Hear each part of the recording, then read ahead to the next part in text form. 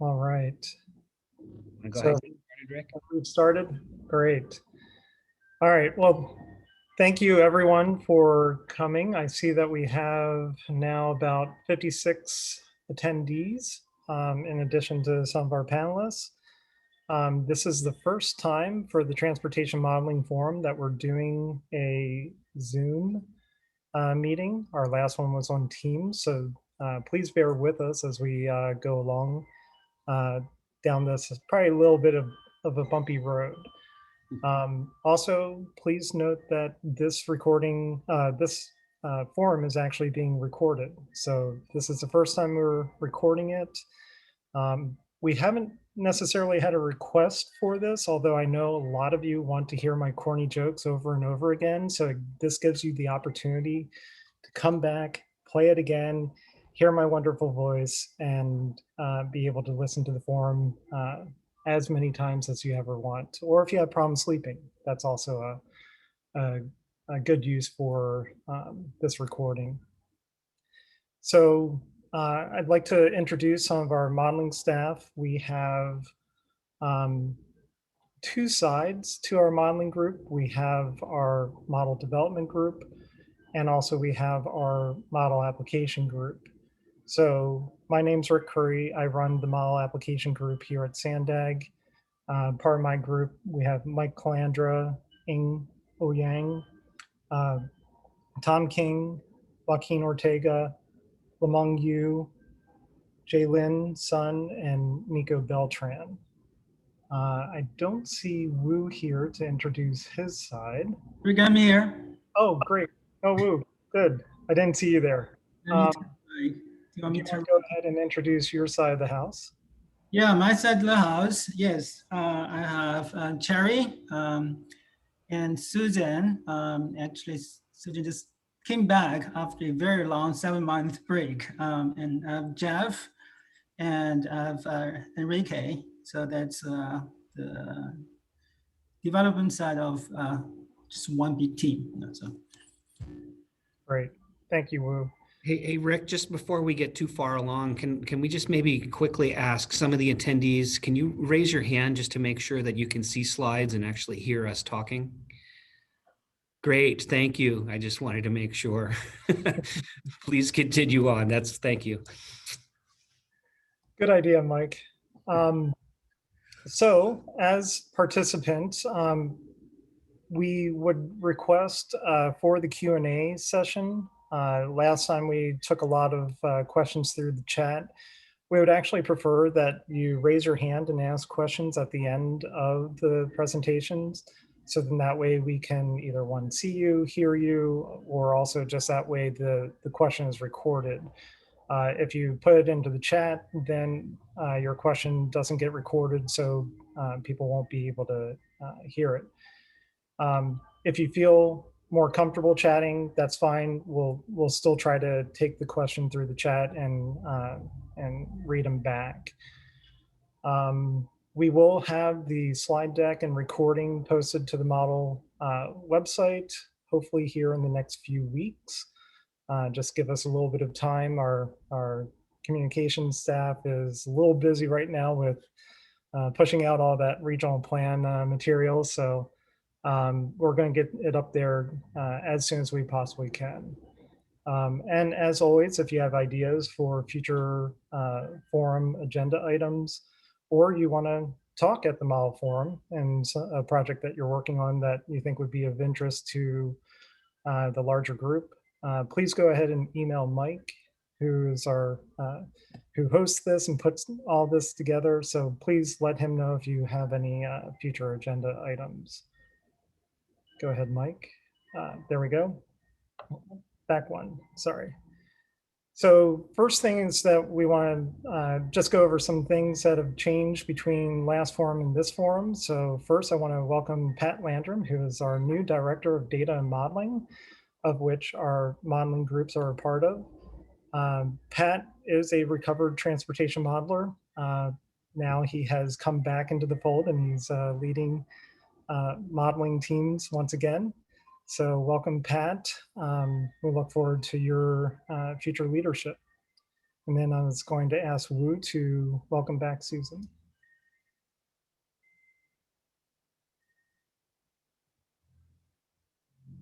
Wu? All right, sorry, Rick. Can you hear me okay? Yes. All right. Well, I want to welcome Susan Xu back. Susan joined us in August 2019, and there was a very long 7-month break. I'm very happy that her work permit issue get resolved. Now she's back. Susan's work is closely related to some of the work you do, I know in the audience, because she is the key staff supporting ABM1 with Limon and Mike. Most of the Service Bureau project relies on ABM1, so yeah. Welcome back, Susan. I'm looking forward to more good work from you. All right, thanks, Wu. One thing I want to mention is that if you go to the SANDAG website, there is a updated regional modeling website. We've refreshed the transportation modeling side. Hopefully the resources and information on there we've done a better job of making it easier to find information. This also ties in nicely with the GitHub site that Wu maintains for all the model development work. And there is a link from our regional model website to that GitHub site. So take a look at it. Hopefully the information you're looking for is up there. If you have suggestions or things that you think would help make the website better, please let me know. Also, I wanted to mention that as you see, Mike is back in the office. SANDAG will be slowly returning to 401 B Street. While we're still doing some things virtually, we expect here in the next few months that we'll be slowly migrating back to SANDAG offices. So please bear with us as we make that transition. Also, I want to mention that ABM1 is getting close to its retirement date. So end of the year, when the 2021 regional plan gets adopted, hopefully in probably the October, November, December timeframe, that will trigger board policy number 12, and the life cycle of the transportation models, and we will be retiring ABM1. You've all heard this many, many times, but I just want to reiterate again, just to make sure everyone's aware of that impending retirement. We have a pretty good program here today. Some topics that are going to be really interesting. We have data visualizations, sort of an area that we're doing a whole lot more on. And then also we have a topic on what feeds the beast. And so that's going to be a great topic to see all the great information that feeds into our activity-based model. And finally, we'll just do some project updates on some of the key projects that you might find interesting. But I will be handing this off to Gregor Schroeder to kick us off into the travel model visualization.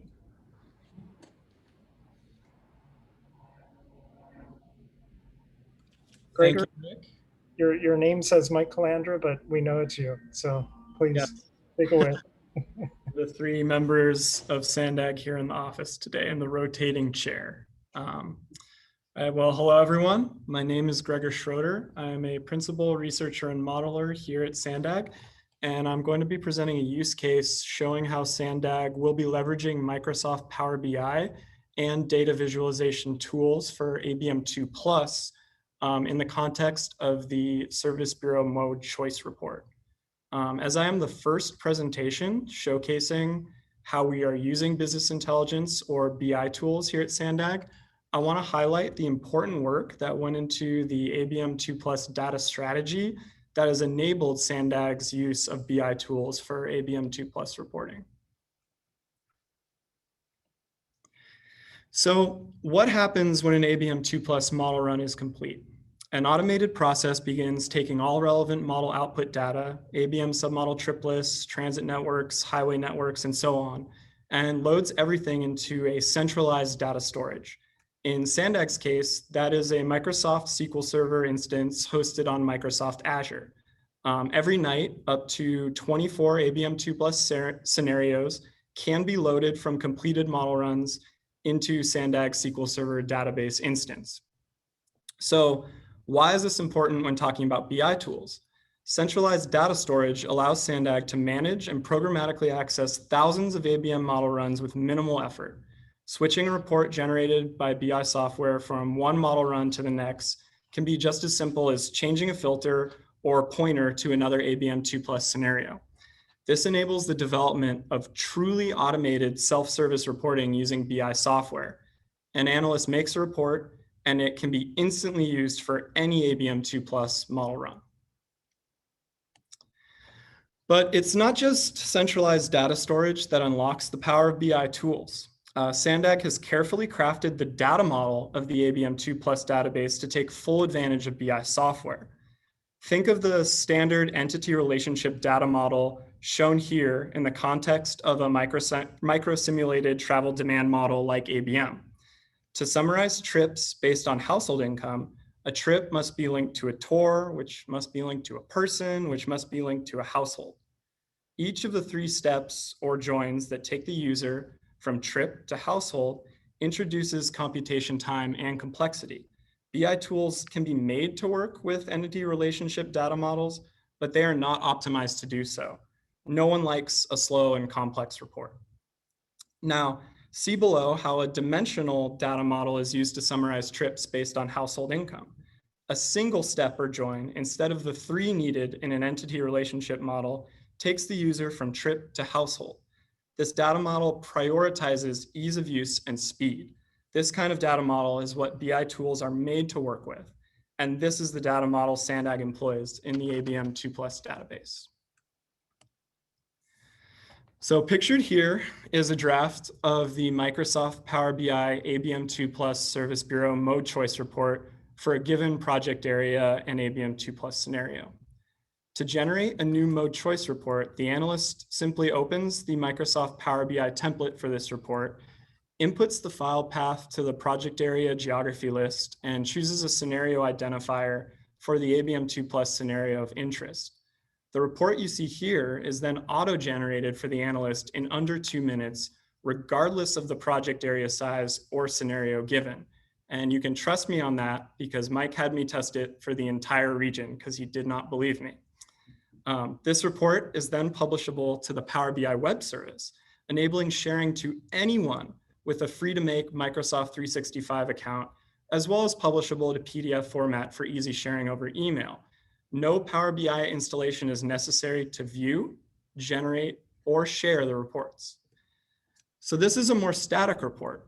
So it doesn't showcase the beauty or ability of Power BI to do on-the-fly analysis, as our next presenter will demonstrate. But it is a familiar use case for most of us in this group, and a very necessary one that is enabled by SANDAG's careful planning in developing the current ABM2+ data strategy. I hope I was able to provide a brief peek today at the foundation that SANDAG's ABM2+ BI tools will be built on, and I want to thank you all for your time. Following my presentation, Jeff Yen will be presenting a Microsoft Power BI use case for ABM2+ model validation that better showcases the beauty and data visualization aspects of Power BI. Jeff, I believe the floor is yours. Sure. Hello everyone. My name is Jeff Yan. I'm a transportation modeler in the model development team. And today I'm going to talk about our ABM2+ spatial validations using the Power BI visualizations. Next slide. So here are 4 sections that I would like to cover today. So first, I will introduce what's the travel model validations. And next, I will talk about the traffic volume validations.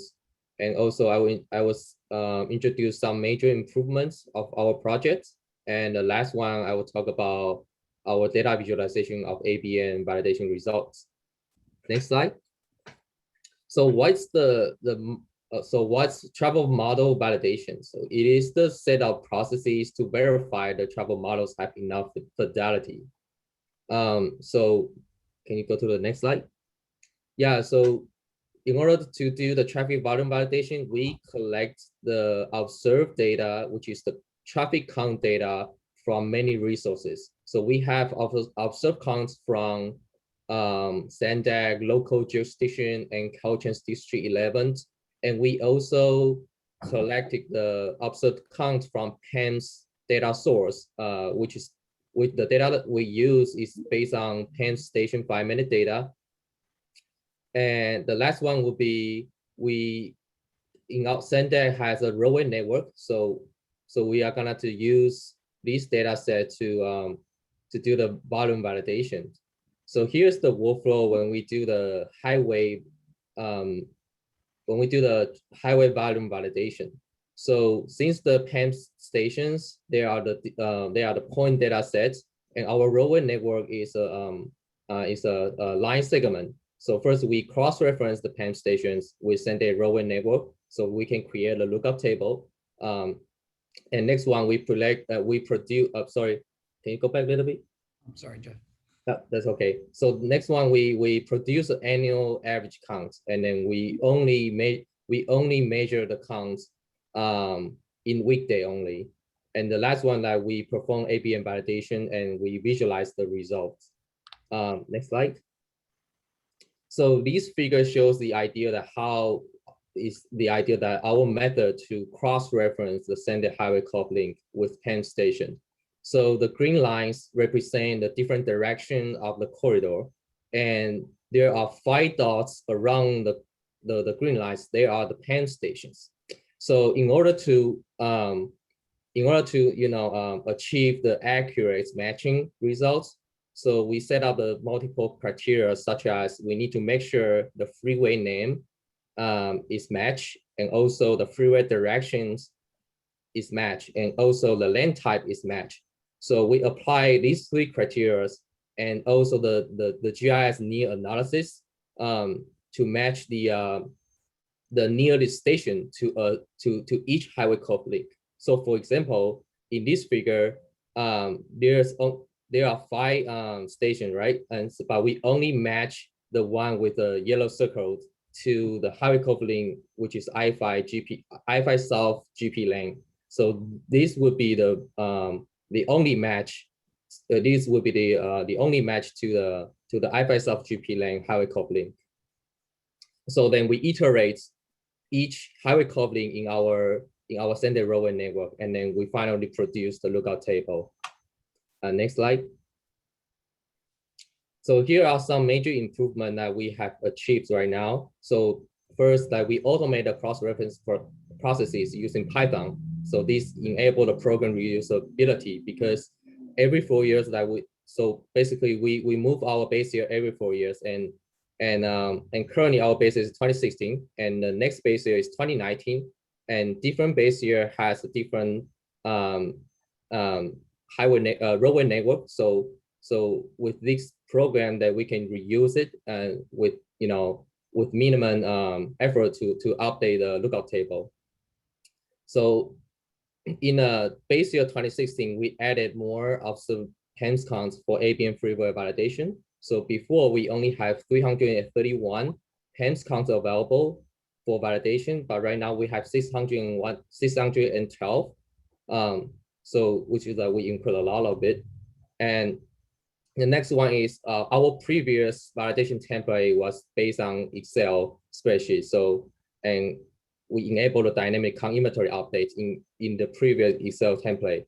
But then we actually convert the Excel template to the Power BI visualization template right now. So this would be the 4th bullet point I'm going to talk about.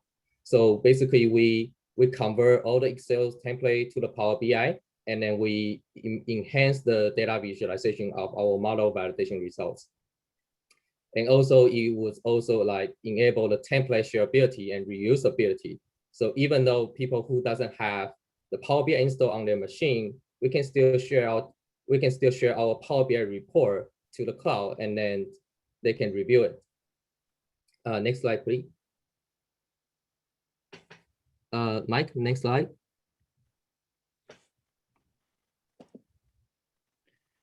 Sorry, Jeff, it's frozen on me here. Oh, okay. Don't worry. It still isn't moved. There we go. Yeah, so this is just our previous Excel data visualization spreadsheet. Can you click on next slide? Yeah, so this is how our previous visualization looks like. And next one. And this is the current Power BI data visualization that we have. So we actually incorporate that in the story map. So Mike, can you click on Control and right and left click the image? So you will just navigate you to the story map. Oops. Control, you said? Yeah.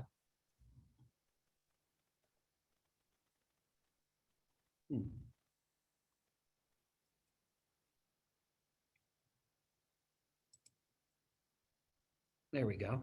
Yeah. So can you expand the window and then, yeah, because I wanted to introduce the story map. Yeah, so in the first couple sections in the story map that we have just the introduction of what's the ABN 2+ validations. And then we have 3 validation visualizations here. So first one that we got all roadway class validations. So Mike, if you click on the upper right, there's a button over there, the upper right. There's upper right. Yeah, so basically this will enlarge the Power BI visualizations. So this is the current visualization template we have. So as you can see, this visualization can be validated by different road type. So basically it's validated by freeway, ramp, arterials, collectors, and we have different statistic measurements on the car that we have slope, R square, percent RMSE, and number of observed counts. I think the cool thing is for the Power BI visualization is if you click on, maybe click on the freeway RMSE bar, just click on that. Yeah. This one. Yeah, just click on. So if you just click on one of the visuals and all the statistics will be refreshed automatically.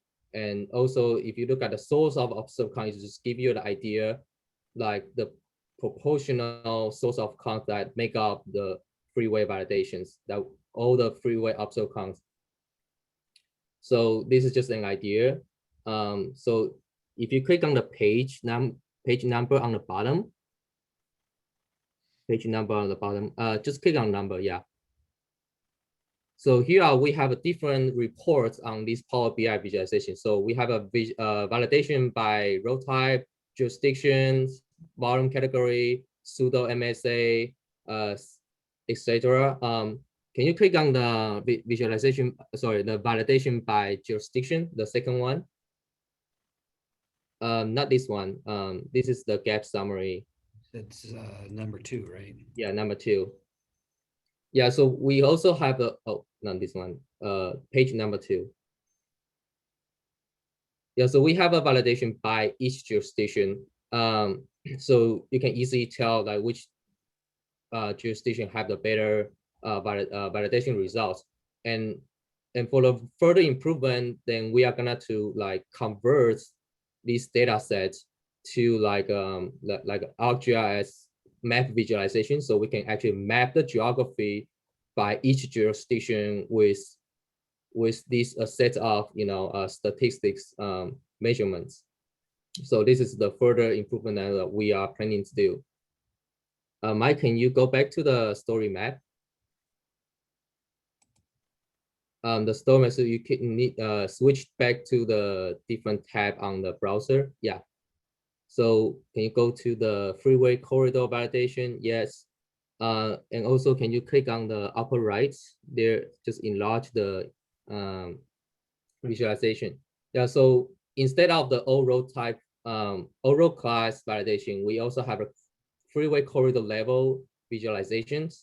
So basically, this is give you an idea like how we do the freeway corridor validation. So there's a freeway corridor filter on the right, and you can click on a freeway corridor that you are interested in. For example, maybe click on IA eastbound or westbound.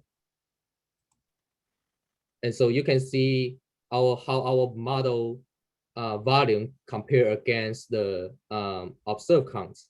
And then if you move your cursor to just any one of the point on the graph, yeah, so it will just give you, so the table, yeah, so here it will just tell you what is the link ID, which is the Hwycov ID, and then what is the start street from this link, and what's the end street from the for this link. So it is very useful for us to do the validation work. So if we see there's a lot of gap on the visual, then we can just locate it that Hwycov ID and then to do the further investigations. Mike, can you go to the page number? Just click on the page number. I want to see what else do we have. Yeah, and then so we also have the AM and PM peak visualization. So basically they have the same layout with the daily validation, daily count validation. So you can also, it does have the corridor filter as well. So maybe you can click on the freeway validation here for PM. Yeah, here is probably just this is just a similar layout, and also you can click on the corridor filter. So you just give you this, it will just give you a corridor level validation results, and this is by sequence. So this is like a very useful visualization for our agency. And Mike, can you go back to the story map? And then move to the bottom. So the third one, we got the transit ridership validations. And so this one, we only measure the boardings by each mode. And can you click on the upper right? There's a bottom over there.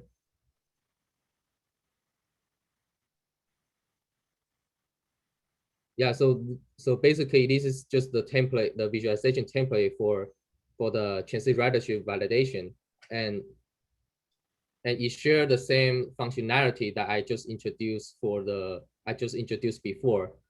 So currently we are gonna use these three templates to evaluate our model performance, and this story map will be released soon to our ABM wiki page, so everyone can see and play around these visualizations.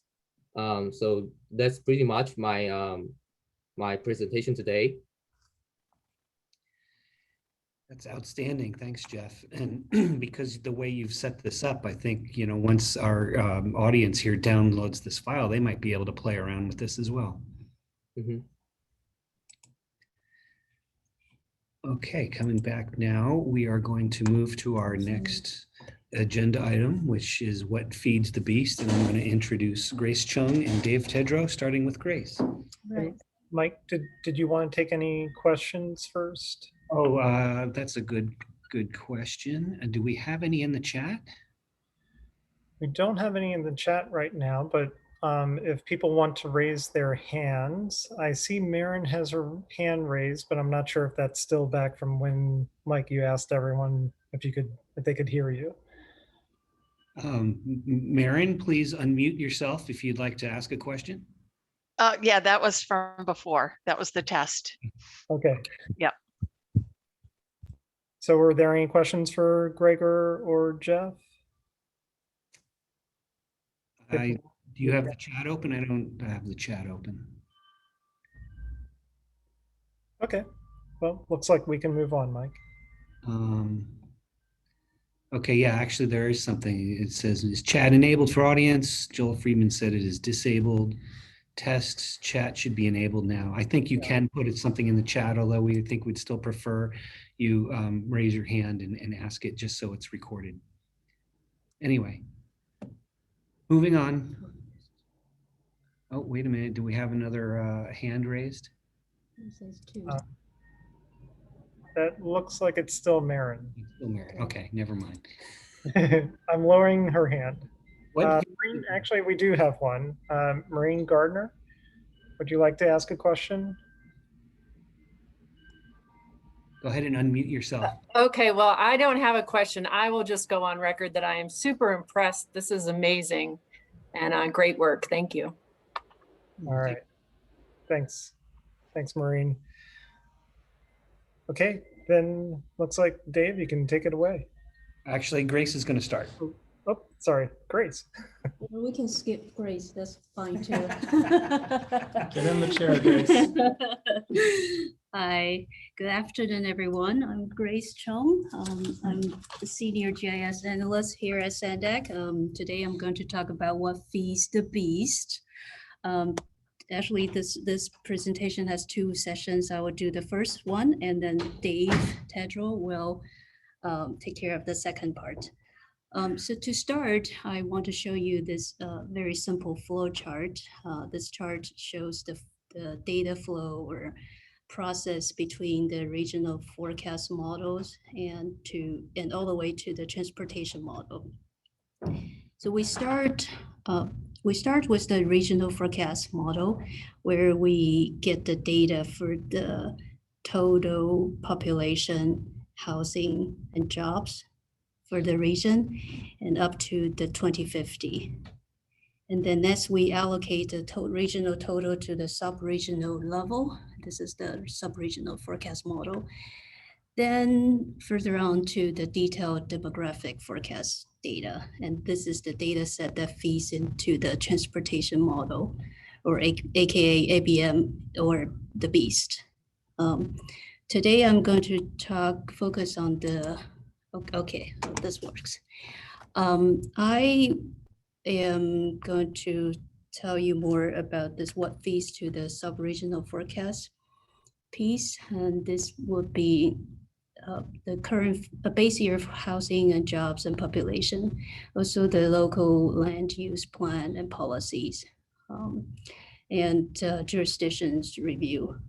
And Dave will cover more of the regional forecast and the detailed demographic forecast piece. So there are 5 types of data that goes to the sub-regional growth forecast model. I'm going to start with the base year information, which is the land use, housing unit, and housing type. As you know, SANDAG has a very long history in land inventory, maintaining a parcel-based land inventory system since the 70s. So, and then this is the map I found is from 1971, and this year is 2021, which marks the 50 years. So we have been doing this for 50 years. So I'm proud to say we pretty much figure out how to do this and do it the best. And here are more maps. This is the maps from 1981. And finally, this is the land use map from last year, 2020. So how do we do this inventory system update?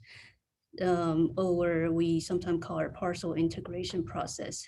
So this is an annual process. In the beginning of each calendar year, shortly after January 1st, we download 2 data sets from Census. That is the parcels, the county assessor parcels data, and road right-of-way data. Then we run these data sets through a Python script to produce our integrated data set, and we call it land core. This is what we use for the land use inventory, where we keep track of land use and dwelling unit count in the region at a parcel level. We also have a standardized land use code we use at SANDAG. Is 108 type, and for each type we have clear definition for each land use code. For example, this is where we are, the 401B street, and for this parcel we store information such as existing land use or plan land use and ownership and dwelling unit. And as you know, this is a commercial office building, so there's no dwelling unit. And the assessor parcel number and parcel ID. And we have all the information for every parcel in the region. And I want to go back to the process. I forgot to mention one thing. So the process we run also gave us we call parcel diff. So we compare this year's parcel with previous year's parcel and identify the differences. The differences include the land use change and the dwelling unit change. So there's parcel diff, and we use that to help us to check every parcel and verify if the land use change is true and the dwelling unit change or is true. And that's how we code every parcel in our land core data set. Then you may ask why do you do that? Why don't you take the census parcel as is? What we learned is census parcel or county assessors parcel, they have a different purpose of their data set. And we have SANDAG, we have our focus. For example, this parcel in North Park, in SANDAG parcels, it shows the unit quantity is 1. In fact, this is a newly recent complete mixed-use building. They have stores on the ground floor, and they have a multifamily unit above. So in our data set, we actually code it as a misuse, and the dwelling unit is 39. So this kind of tell you the differences between census parcel and our land core data set. Okay, next. So in San Diego region, we have roughly about 830,000 parcels, and that's what we maintain every year, and we have updated land use and dwelling unit data. So for the next, the general plan. The general plan, we also collect general plan from the jurisdiction, and I will show you one example here. So this is one of the example from Carlsbad. So what we did is we just reach out, or we check every jurisdiction's website. We got those, connection close. Reconnect. Sorry, stand by. Ugh.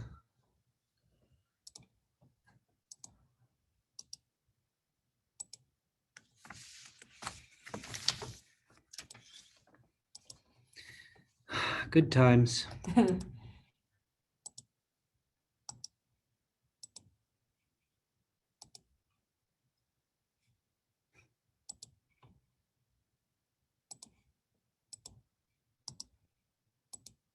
Good thing this is being recorded.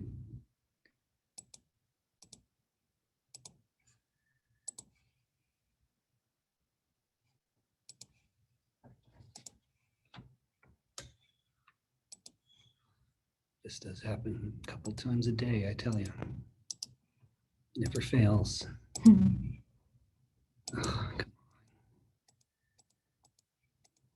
Oh, Can you reach to M drive from here? I think so.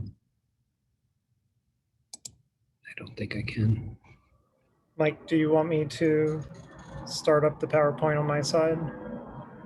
Give me one more attempt here to log back in, and then yes.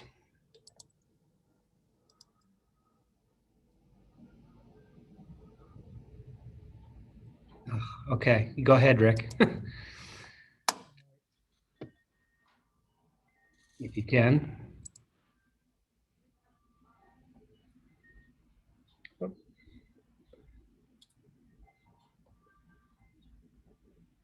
Let me.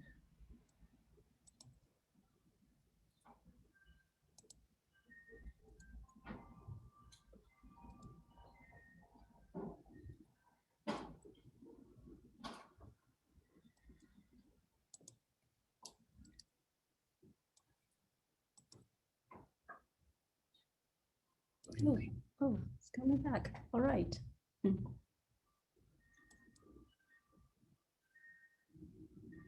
Rick, I think we're actually back in action, or do you have it up? Oh, you have it up. Okay.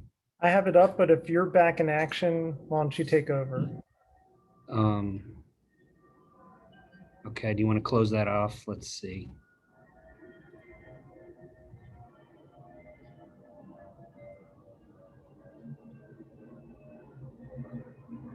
Screen. Yes. All right, is that better? Yes, much better. Okay, I was apologies. about to do a tap dance and other things to distract everyone, but The top hat and cane, yeah, so Well, hopefully it's back over to Grace.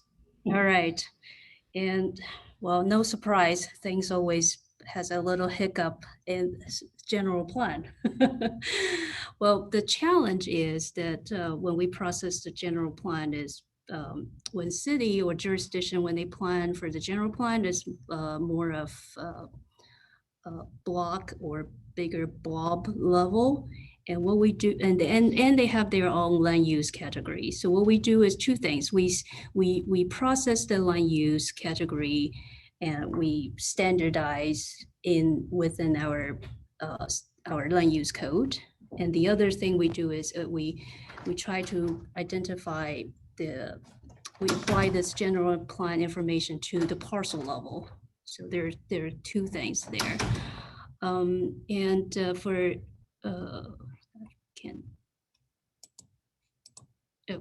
Sorry. And for each plan, not only we get the plan line use, we also retrieve the general plan information. If it's a residential plan, we take the density, housing density. We catch the low density and high density in the plan. So all these information will help us to run our capacity model that will come up the housing capacity at the parcel level again, and it will tells us this parcel based on the general plan how many residential unit can be built for that parcel. And we work very, very closely with jurisdiction, and this map shows that the marks up and revision and review note provided from Encinitas reviewing the parcel level housing capacity. This is for the series 14. So that, and next we also include scheduled development project.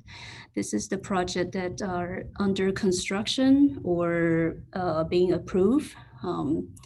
And that for sure we know it will happen, most likely very close within 5 or 10 years. So we will include those project name, and then number of housing unit and type, or sometimes jobs. Oh, so, and Mike is not here. Oops. You're good. Huh? Yeah, you're good. I think you just got back in. Oh, okay. Oh, it doesn't need to log in. All right. Okay, so that's a scheduled development. And one of the example for this series 14 or the regional 2021 regional plan, we did include the Central Mobility Hub project or NAVWORD project as one of the scheduled development project. Finally, we have the constraint. So these are the development constraints. So the constraints include steep slope, floodplain, floodway, ag land, wetland, and environmental constraint. And so, so again, we process these there, and at the parcel level, we calculate percentage of developable or undevelopable portion. So that's the summary of the 5 types of data that feeds in sub-regional growth forecast. So that the base year information is pretty much the existing condition, and general plan housing capacity tells us what can happen for the parcel in the future, and the scheduled development projects is just for certain project it will happen, and what is the constraint. So these are all the condition and that feeds in the sub-regional allocation growth forecast model. I think I'm ready. So next, Dave. You just go next and hand it off to Dave. Okay. Hi, my name's David Tedrow, and I'm the manager of the Economic and Demographic Analysis and Modeling Group. And we're the group responsible, among other things, for generating the forecast that goes into each regional plan and outputs the data that is consumed by the travel model. And the chart here shows a very high level of the general flow of the process that we go through to generate the data used by the travel model. And like Grace had mentioned earlier, we kind of divide it into a region level and then sub-region level processes. And over on the left, we'll go through this a little more detail in the next slide, but here we start with the input data. We generate regional totals. We bring in some additional sub-regional data, much of which Grace covered, to finally output the travel model data. But not only do we utilize data, we also have several different parameters and mandates and guidelines that we need to follow that also help direct the effort. And so those are those kind of oval shape, and we'll go into those as well as the data. So next, we're going to start at the region level, and the input data, primarily our region level forecast, we're using the California Department of Finance population forecast, total population by age, race, ethnicity, and gender. And that's released from the base year all the way through the horizon year, which in this regional plan is 2050. In addition to that, we utilize other data from various census databases, vital statistics sources and whatnot, such as birth rates, death rates, migration, headship rates, as well as an economic model looking at labor force participation rates so that we can kind of gauge what the size of the labor force based on a projection of unemployment is going to be going forward. Next. In addition to the data that I just went over, there are also some assumptions that needed to be made in terms of a region level vacancy rate that we wanted to achieve, household size, as well as acknowledging the presence of and the number of what we call unoccupiable units. And these are units that could be thought of the Airbnb or things that are not going to have a permanent occupant in them. In addition, there's some mandates that we are required to incorporate and adhere to, dealing with, obviously the target reduction in greenhouse gas emissions, but also the use of the latest plans from the jurisdictions, as well as RHNA, Regional Housing Needs Assessment, that we'll get into in a moment. So next.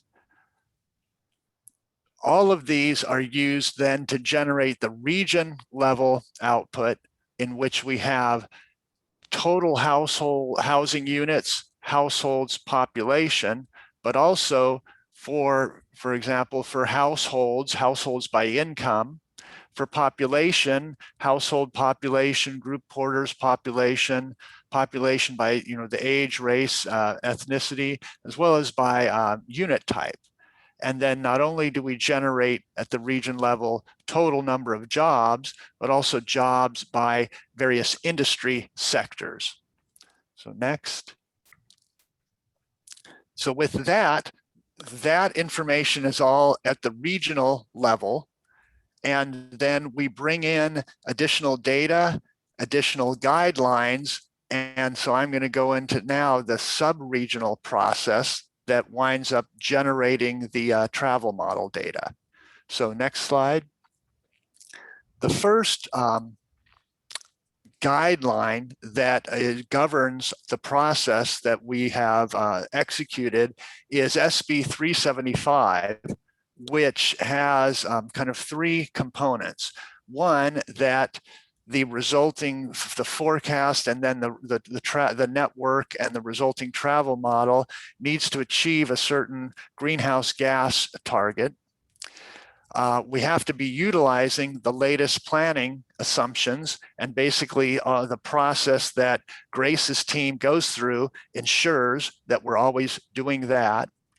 And then we also have a RENA target, both at the jurisdiction level, which we were given by the state, and then SANDAG allocated that region level number of housing units down to the jurisdiction level, which we'll go into next. So next slide.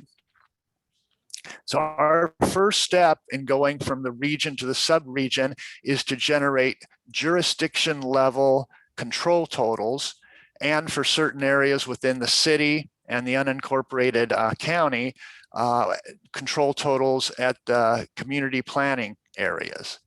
And these control totals are generated by looking and aggregating up that parcel level data, specifically the capacity and the future land use, as well as the scheduled development events, that both of which Grace went over, and kind of determining then what the share of each region, the share of the region that each jurisdiction should then be allocated. However, I also mentioned the RENA mandate. Not only did does that require the region to plan for a certain number of new housing units by 2030, it also requires that be brought down to the jurisdiction level, and each jurisdiction have in their general plans or modified general plans a certain threshold of new housing units by 2030. So when we created our jurisdiction level control totals for housing units, we set them such that for every jurisdiction, their control total was such that it met the RENA guidelines by 2035. And for four jurisdictions, it meant we had to slightly increase the capacity that we were provided originally from the jurisdictions. And in those cases, capacity was increased in areas called smart growth opportunity areas, which were areas that were already identified by the jurisdictions. So next. Once we have our control totals or housing control totals at the jurisdiction and CPA level, we need to then go down one step further to the MGRA, and that's the Master Geographic Reference Areas, the most granular units of geography, and that's the level of geography at which our data is going to go into the travel model. So we developed a process ultimately that enabled us to prioritize which MGRAs within each jurisdiction or CPA would get it was where housing unit development and new jobs would occur. And to create that scoring criteria, we went through a process where we did some sensitivity tests with the travel model, which wound up driving the location of where mobility hubs within the region would go. Those were identified for areas that would be prioritized for the housing growth. And then we, within those areas, developed an additional scoring process to prioritize the MGRAs within each mobility hub. Next.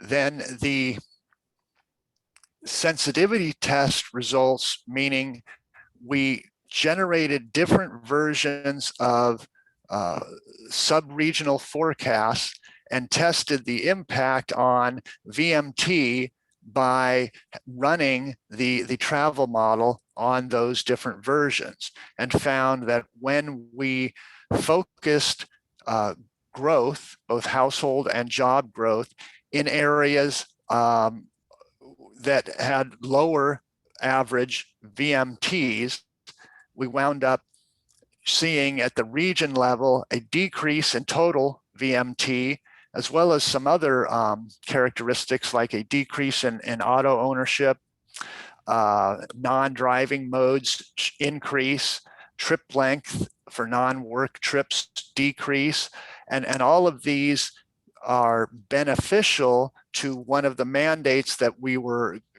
trying to achieve, which is the reduction in greenhouse gas emissions. And so these areas of low VMT are what ultimately helped drive the location of where mobility hubs would be created. And mobility hubs are where are areas within the region where the different transportation modes, be it highway, be it high-speed commuter rail, other transit options, flexible fleets, where all of those modes come together. And so that is where our process sought to prioritize where the new housing units and where the new jobs would go. Okay, next slide. And this is a map that shows the location in green of the mobility hubs. And if you notice, there are some jurisdictions that do not have mobility hubs.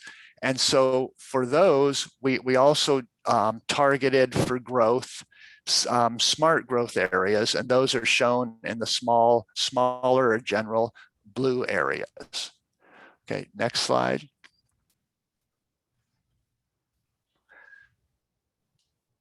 So within each of the mobility hubs, the final MGRA scoring was based on looking at certain environmental factors, development already occurring versus greenfield, water availability, fire hazard, as well as proximity to existing job spaces, and thus the land use mix. The mobility hubs propensity is giving us location relatively near transit. So all of these factors are used as an input that generates a final MGRA score. And the higher the score for that MGRA, the sooner it gets chosen to be where new housing and new job location new growth will occur.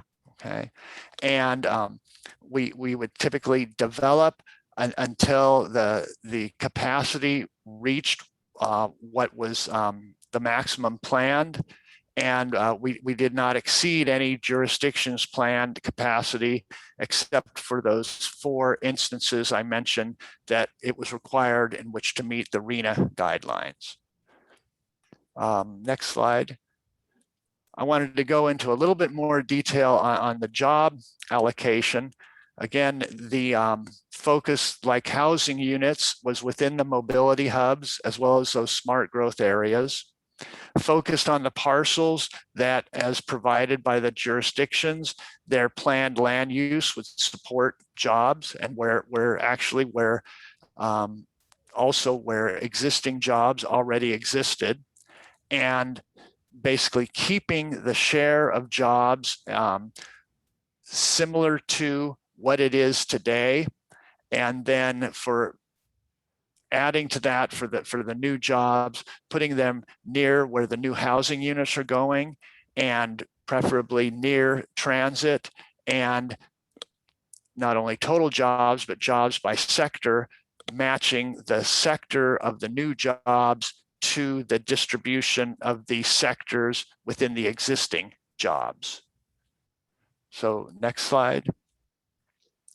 I just wanted to mention our sub-regional forecast does include the revitalization, the creation of the central mobility hub, conversion of the NAVWAR location.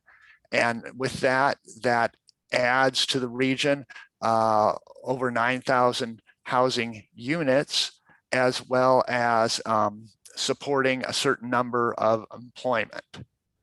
And so next slide.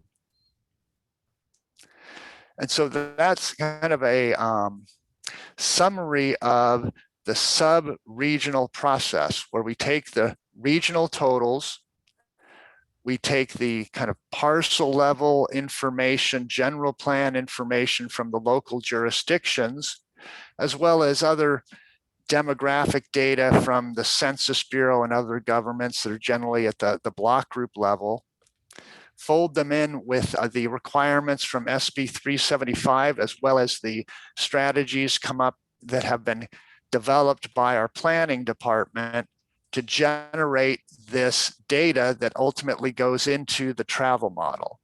Next slide. And to kind of expand on that data, it has, it's all at the MGRA level for each year, and it has by housing units. Can you see the list of variables? If not, can you click? Is that it? There we go. Yes. So housing units, not only total housing units for each year for each MGRA, but housing units by single, multifamily, also occupied, vacant, and unoccupiable.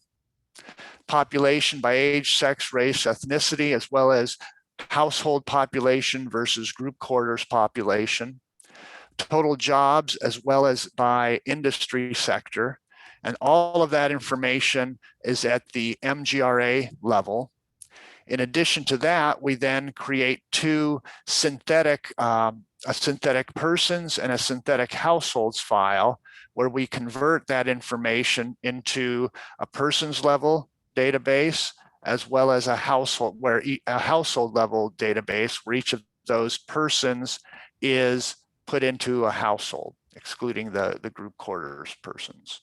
And the persons level has age, sex, race, ethnicity of each person, as well as education, work status, occupation.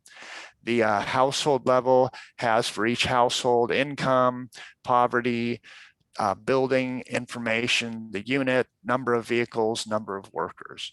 And so that is the data that the process generates, and that's the data that then gets consumed by the travel model. I think that's all I had. And I don't know if we wanted to turn over Mike or if there are questions. Thanks, Dave. Yeah, at this point, let's go ahead and see if we have any questions. Please go ahead and raise your hand if you do have a question, and we will promote you to speak.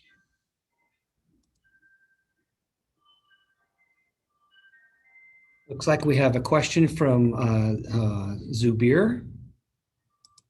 Zubir, please go ahead and unmute yourself. Okay, you hear me, Mike? Yes.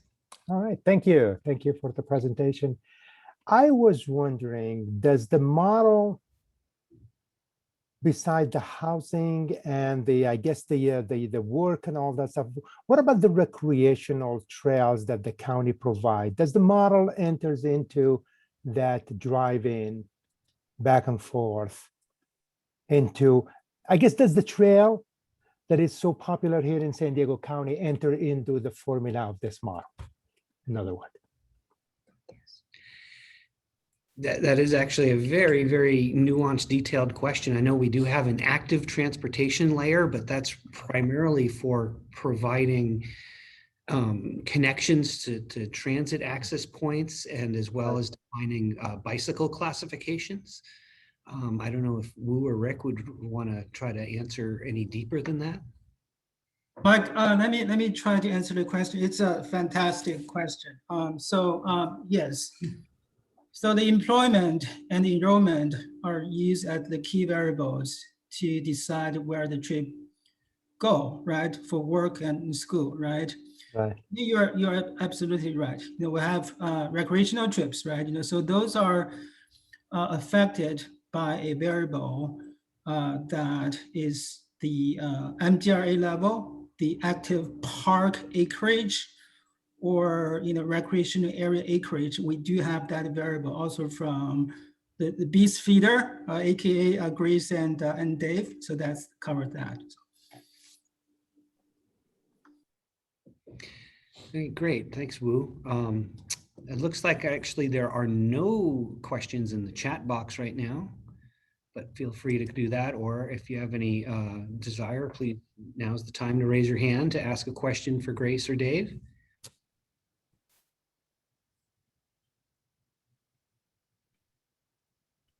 Well, not seeing any hands. Let's go ahead and move on. And next, we're going to go through some project updates. And Rick is actually going to go ahead and start by talking about State Route 11. All right, thanks, Mike. And I did want to thank Grace and Dave Tedrow for being here to talk about that important component, because we often get asked questions about, well, where does the land use, where does the housing, where does the population come from within the model? And that explained exactly where it comes from. And so just want to thank them for being here to explain that in very thorough detail. And I'm happy that's recorded, so that way we can go back and listen to that segment again. I just wanted to give a very quick update on the State Route 11 Otay Mesa East Port of Entry project that SANDAG and Caltrans are working on in a coordinated fashion. This is the new port of entry that is going to be built to the east of Otay Mesa. That State Route 11 will connect into a tolled crossing. Mike, if you want to go ahead and advance the slide. So here is a quick overview of where the project is at. So this includes connection ramps to State Route 125 and includes the State Route 11 facility, as well as the port of entry on both the US and Mexican side. It's going to be a tolled port of entry, dynamically priced, to provide wait times of approximately 20 minutes for crossing, 20 minutes or less. Our role in this project is that SANDAG has been working on with consultants over time to forecast the future demand for this facility. We've gone through a couple different variations. We just completed a level 2 TNR, and right now we are working on the investment grade traffic and revenue study with CDM Smith. I just wanted to, we brought this project before, and I wanted to give a quick update. So Mike, if you could advance the slide. So we are, as I mentioned, we are right now working on the traffic and revenue model, that updating it to an investment grade study. We are nearing completion of that model and the update. We are expecting to have some revenue numbers by the end of July. So some of the things that we have been updating, we are getting more accurate wait times, both northbound and southbound. A quick plug for the southbound, if you haven't been on the Caltrans quick map, I would suggest going there. You'll find that we have wait time readers at both San Ysidro and Otay Mesa, so you can get accurate information right now on the wait to get into Mexico. There are wait time readers that are going in on the northbound direction as well, so expect to see that sometime in the near future. So those are sort of exciting projects. We've also acquired some additional wait time information from a third-party vendor. So we have some more information coming in through that realm. We're conducting traffic counts right now in the border region on the San Diego side. We've conducted traffic counts in Tijuana side. Anything that we collect on the US side will be going into our regional count database. So if you need access to any of the traffic counts that we've done and the vehicle classification counts, you'll see them in our MS2 layer here in the next month or so. We're doing a lot of different surveys. We've conducted, pre-COVID, we conducted the passenger vehicle in-person survey. This was in coordination with Wu and our survey team through Grace Mino. We are currently doing stated preference online surveying, as well as commercial vehicle surveys. We've done both industry surveys, and right now we're also doing company level surveys. We've acquired a lot of other data, such as travel times and speeds from INREX and Centrafico on the Tijuana side. Mike, next slide. And then we're still using the same model. I saw Christy on the Zoom, so she'll be happy to know that the level 2 TNR model is still in use. We're making a few small methodology changes for how we decide to handle opening and closing of lanes, but more or less the model system that's up in GitHub right now is the same model that we're using for the investment grade study. We've updated networks on both the Tijuana side as well as the US side, and internal trips based off of some of the OD data and projections that we've gotten from Tijuana. And then we're also updating the cross-border demand, the future growth for commercial vehicles and passenger vehicles. For that cross-border demand, we're updating the origin destination trip tables as well as the value of time based off of those stated preference surveys. So it's going to be pretty exciting here over the next couple of months. We expect to be going out for potentially for bonding for information or for money over here over the next year. And the Otay Mesa East port of entry, we're hoping will be open sometime in 2024. So it's going to be an exciting time. So that's a quick update on State Route 11. And I think we're going to move over to Mike for ABM 2+, sub-area enhancements.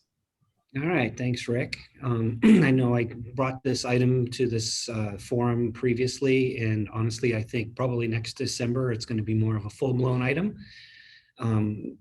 Basically, I've got the scope and schedule up here. Now we've got the employment density task complete. We've got now a process and model enhancement plan in place, and those model enhancements are currently being implemented by the consultant. Those should be completed, sometime maybe late this summer and early fall, where we'll move into the application test phase. And then once the board adopts the regional plan in 2021, this tool should be in full development and ready for application and production work. Regarding the employment densities, we did actually wind up using a lot of the old sources that we did the previous version. And in particular, it was more of like a refresh of the data as opposed to trying to recreate it from scratch. Some of the, I guess one of the things I wanted to point out here is that we are going to actually be able to have new unit types associated with doing land use modeling scenarios. So for example, we can now input the unit of bed for group quarters, and that bed will translate directly to group quarters population. And then from there, we can scale the employment based on some of the observed group quarters conditions. And then I think what's really going to be of much value is we're going to be able to feed acres as an input.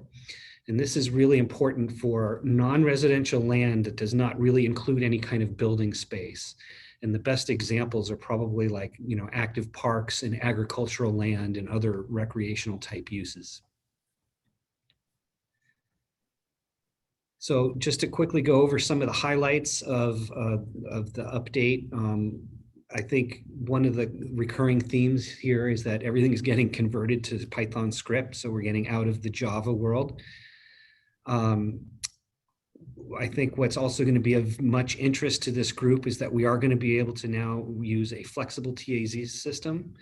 So that means we will be regaining the ability to split our traffic analysis zones or redefine them for specific study areas. So you might wind up with the same number, but just a different shape and size to accommodate a study area. And really, you heard a lot about the master geographic reference area from Grace and Dave, and I think actually from Gregor and Jeff and some of the others too. That is actually still going to be basically the atomic unit. So TAZs have to conform to the underlying MGRAs. So if you've got a TAZ with 2 underlying MGRAs, that's a candidate to basically be split into 2, but you could not split it into 3. As with every kind of model development project, we definitely have our set of challenges. Keeping an eye on the end model runtimes is always important, as some of these other challenges can definitely start to weigh in and affect that. One of the, I think, most interesting challenge here is actually with the shadow price routine. It's really kind of a difficult concept to wrap your head around sometimes. You know, shadow pricing to like an economist might be somebody who is trying to figure out how much a product is worth. Or for an employer, it might be how much an hourly wage for a specific job. But in the context of the activity-based model, it's really an attempt to equilibrialize jobs and people and students and schools. So one of the efforts that we're going to be rolling out here is producing some trip table data at the per unit level. So really what this is a kind of an attempt to not really replicate the old trip generation table, but to kind of provide at least a guideline of what the model is telling us in terms of trips per unit. And that could be per dwelling unit, per 1,000 square feet of non-residential, per group quarter population, per acre of park, and so on. It will be, I think, very valuable for the traffic impact analysis, but I really just want to stress that it's not observed data. It's truly going to be base year model data. So it's definitely going to have a limitation and an asterisk that goes with it. And then finally, I also wanted to note that we will be defining sub-area thresholds. In particular, I think this is mostly related to our SB 743 VMT reports, where we sometimes attempt to provide VMT per capita and VMT per employee for a project site. And what our consultant is going to be doing is basically defining how many people or how many employees do you need in a project site to make that report statistically significant and viable and provide confidence for the end user. So that's just really a quick and dirty update. And again, like I said, we'll revisit this probably as a full-blown item in December. And at this point, I'm going to hand it over to Wu to talk about the next generation of beast, which I don't know very much about, except for it's hungry. Wu? Thanks, Mike. It is very hungry, you know, so we need multiple beast feeders to for the beast, you know, so. And yeah, so, and yes, we started creating the beast for 2025 regional plan already. So the 4 key priorities via initial conversation with our planning, internal modular discussion and some stakeholders is that these are the 4 priorities. I call these 4M. Okay, so one is the ABM or ABM3, aka the beast for Mike, you know, so, and that's the core San Diego resident model. And then the second one you're going to hear a lot is the rapid strategic model or RSM. You know, we used to call this sketch planning too. But in our vision, this is going to be more sophisticated than a sketch planning model. It is a model. It theoretically sound, but we want it fast and be used at the strategic planning level. The third one is commercial vehicle model. As you all know that in the past few years, the last mile delivery has been growing so fast. Amazon Prime itself has over 100 million users. I don't know about you guys, when I sit in my house working from home, I see the Amazon delivery truck comes in and out all the time. So we need to update our existing model, CVM model. The last one is the one actually ongoing right now. It's the cross-border model based on a newer survey. And that's the first component we transition from CTRAMP, which I'm going to talk later, to Activity Sim, which is Python-based software platform. There's some good news. It's moving along well. I expect by the end of the year, we should have a working cross-border model. So just a quick note that the features and priorities are to be finalized via a series of discussion with stakeholders, yourself included. And so, Mike, next slide, please. So these are the key timelines for the 4 components. CBM, again, end of this year, final version, March 2022.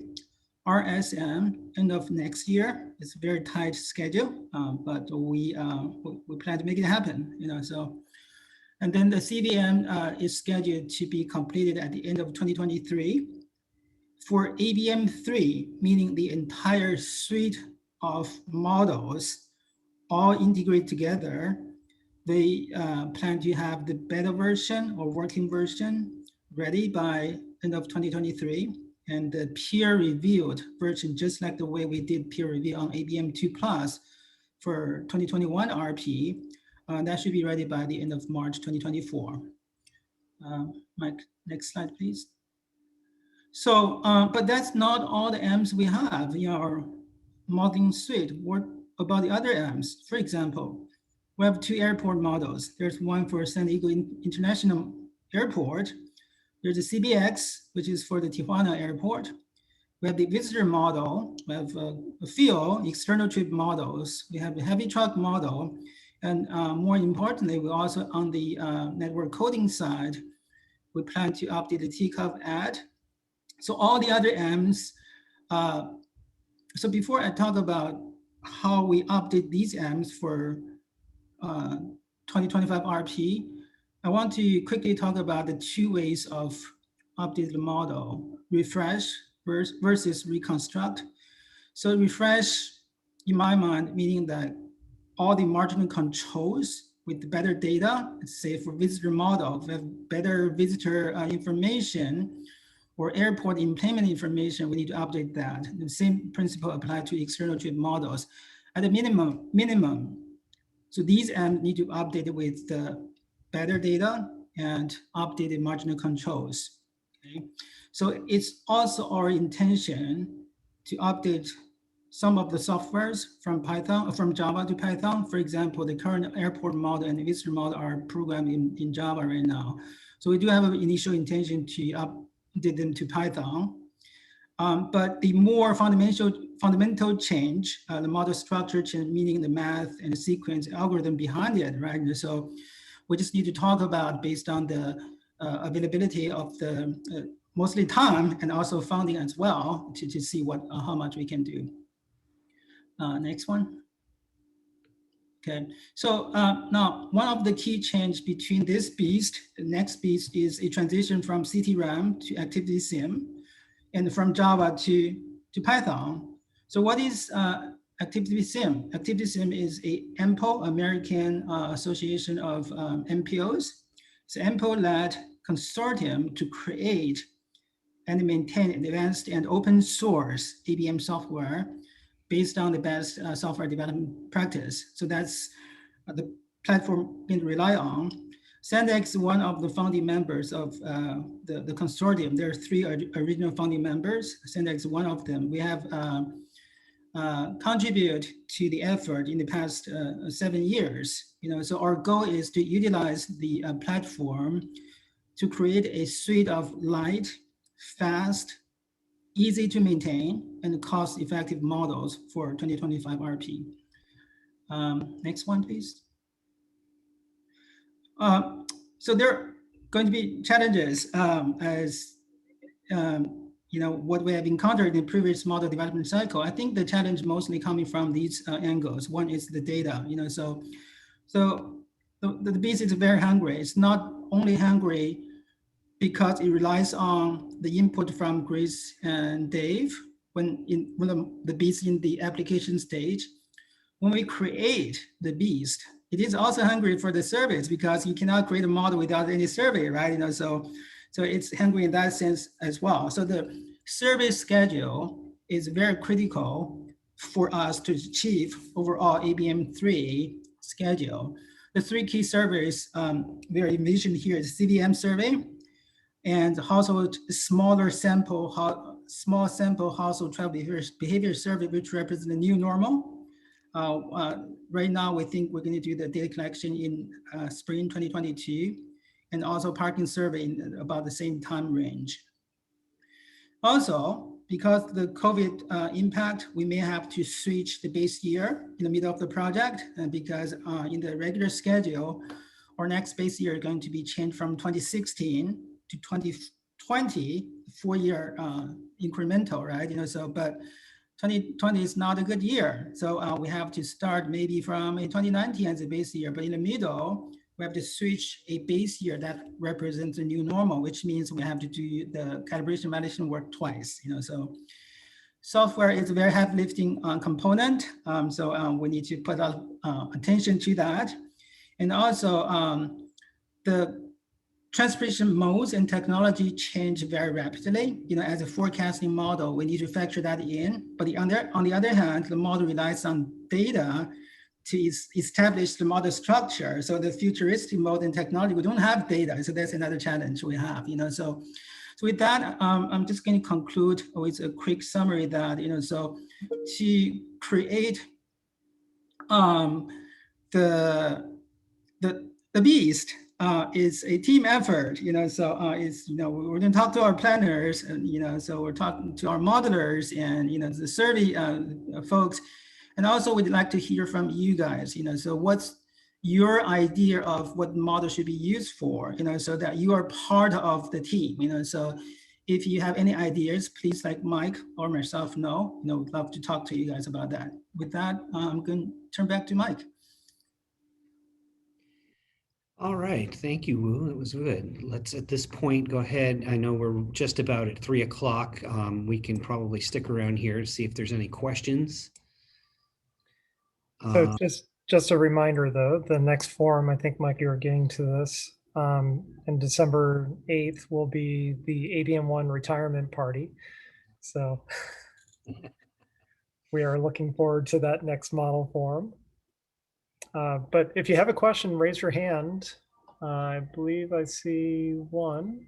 Hamid? Go ahead and unmute yourself if you'd like to ask a question. Hi, yes, Mike. Thank you very much. A very impressive presentation. Well done.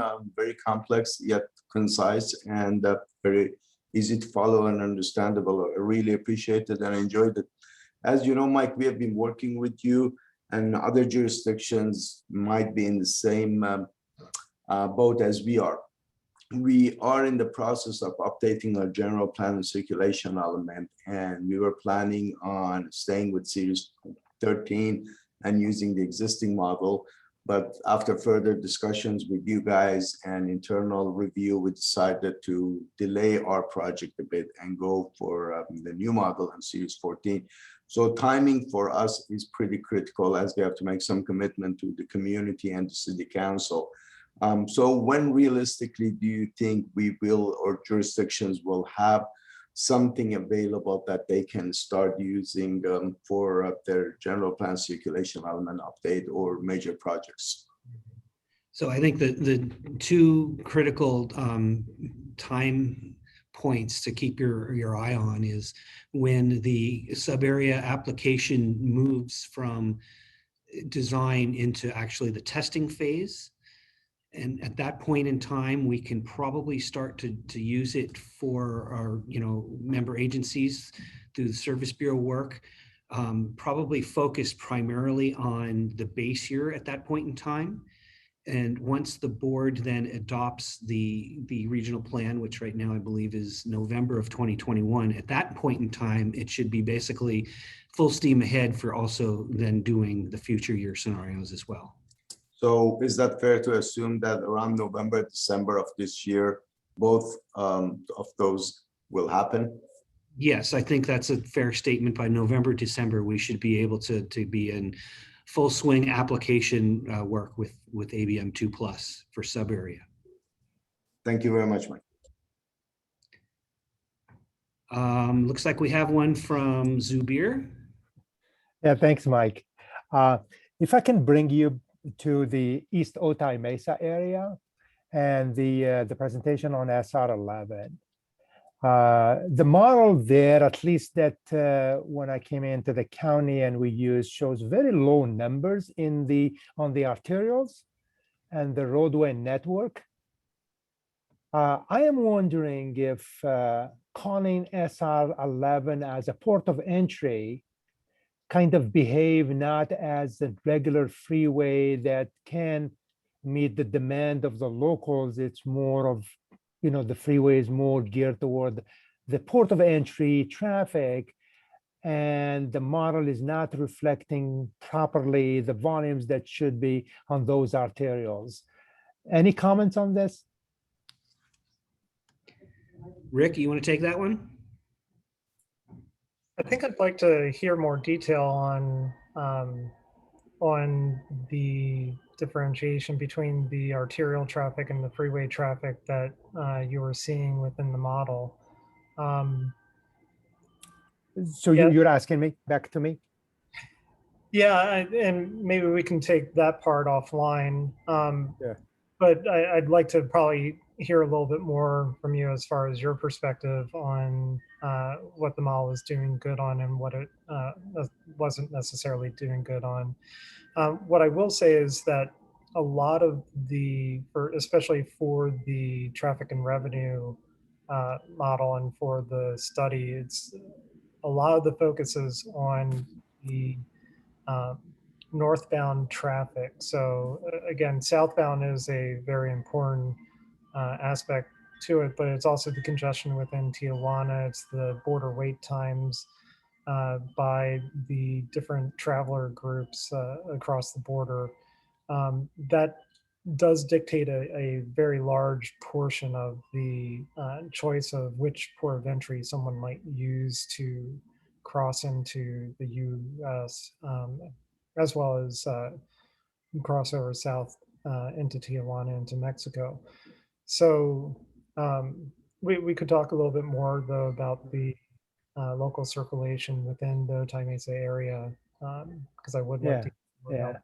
Yeah, that'll be great. I mean, just to give you an example, I mean, East Otay Mesa within the county, and I think it's the same thing in the city. It's classified as a 6-lane primary arterials. But when I look at the volumes that are, for example, east of Enrico Fermi, that is, I think it's like 16,000 cars a day. I just go, okay, well, first of all, I don't need 6-lane for 16,000 cars a day. But is the model taking that traffic out of that local roadways into the freeway? And is that the proper way, is it or not? That really is my concern. This is just an example of East Otay Mesa, but I think it's probably more appropriate to take it online and we can probably sit down and talk about it to get into the weeds of it. No, I'd like to hear that. Yeah, again, it depends on how some of the traffic's being loaded onto the different roadways, the different signals that we have, whether or not we're getting the generation of trips and tours down there correct. And a lot of it does depend on, the commercial vehicle model as far as whether or not we're getting enough of the different truck trips. But yes, there would be a tendency probably in the model to facilitate more towards the freeways. And so really the question is whether or not we're getting a lot of the transloading correct at the facility, and whether or not those trucks and are using the arterials that they need to get to the various locations. Some of that applies over into the TNR model, some of that doesn't, but yeah, it'd be good to talk. Okay, sounds great. Thank you so much. So Rick, it looks like you're the only one who's posted anything in the chat. Yes, looks like we have another question, Mike, from Bill Darnell. Oh, yeah, Bill. Go ahead and unmute yourself. Yeah, this is Bill Darnell, and I wanted to expand on Zubair's. I've been working with Zubair quite a bit in Otay Mesa, and I've been doing planning and studies for the county part of East Otay Mesa for over 15 years. When I review your SANDAG modeling forecasts and all, at this point in time, I can tell you that probably 70 to 80% of every parcel in the county area of Otay Mesa has been processed and approved for development. And I don't see that level of development coming out of your forecasting. So Zubair's question is very accurate, that you need to look at your modeling and what you're doing, because it's not very good.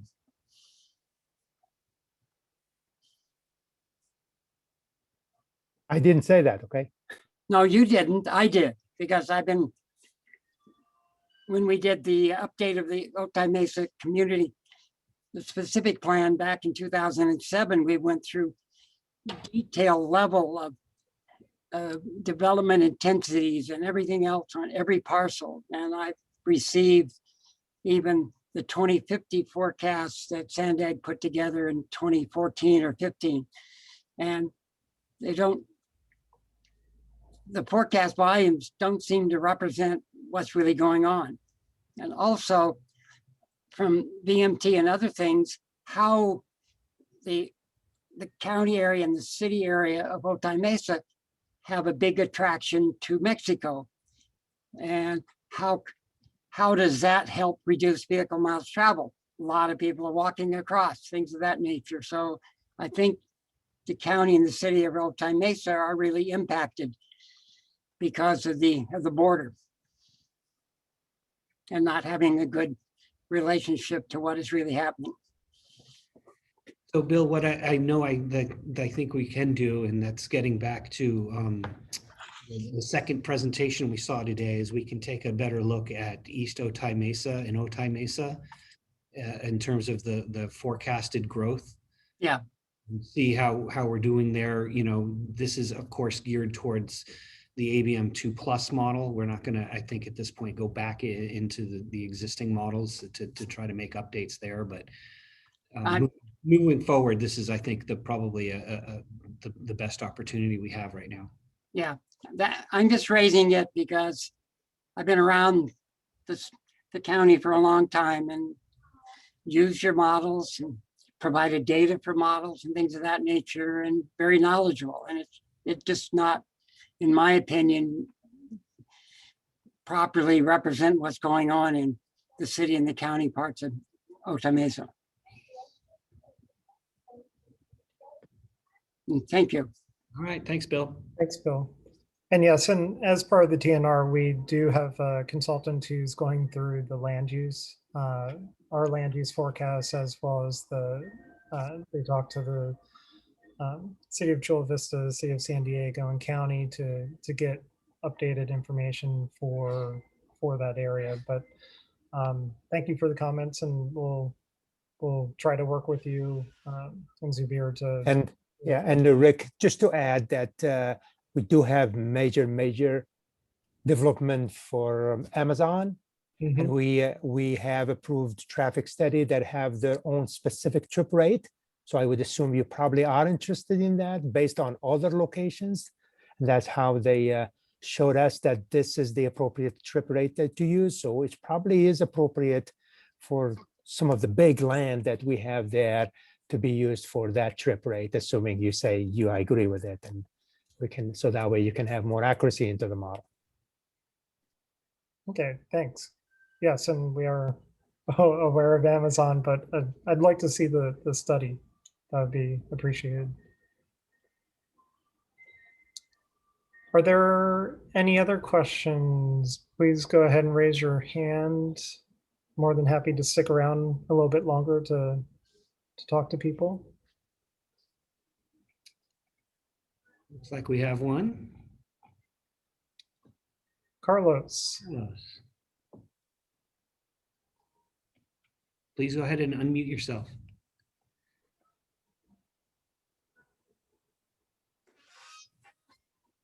Maybe. Carlos, are you there? Yes, I'm here. Can you hear me now? Yes, we can hear you now. Okay, thank you. Great presentation. Thank you for sharing this with us.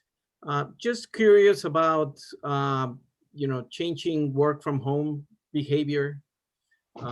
As you see, there's a shift of people working from home after the pandemic, and some of that may stick. What are your thoughts on that, and how would that be addressed in the model?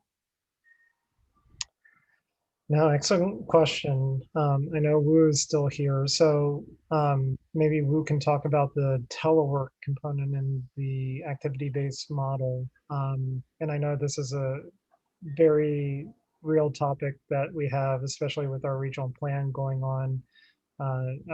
Before Wu talks about the model component, I'll just say that we as SANDAG are doing continuous surveys where we've asked a lot of the employers within the region what they're doing, which way are they headed.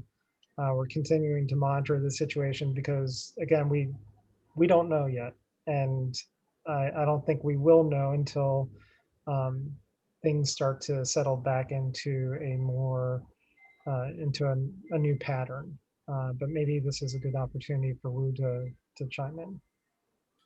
All right, thanks, Rick. Carlos, is a really good question. Again, it's very timely and important question. So ABM2 plot as is, we do have a telework component which covers both permanent telework, meaning my home location is work, and occasional telework, meaning sometimes people work 1 day from home, 2 day, 3 day, or 4 day from home, right? So that's covered by the model.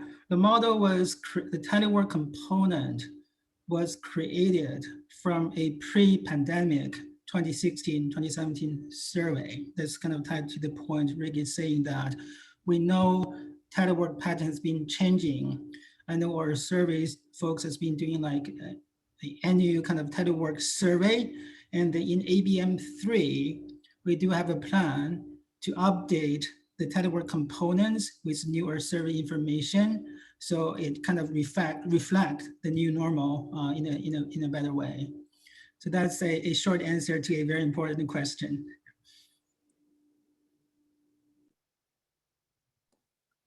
Thank you.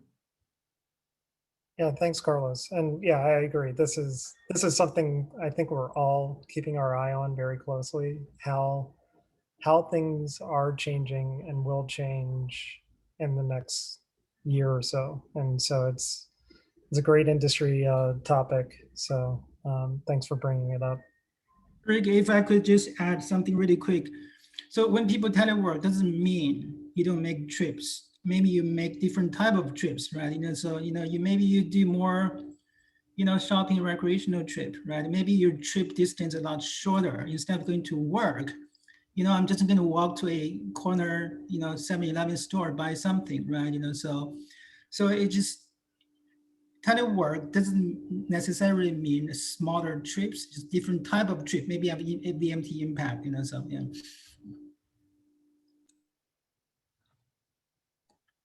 Yes, that's definitely our observation around the country. So a lot more trips in the middle of the day rather than commuter patterns, things like that. But yeah, thank you. And just to kind of add to that, I think the uncertainty Wu is having about the next base year is also a little telling. It is, Mike. That's why we're talking about right now. We think that hopefully by spring 2022, it's kind of return to the new normal. That's the data collection we kind of relies on for the next base year, kind of data points. So we are a good 15 minutes over time right now. Taking any last calls for questions?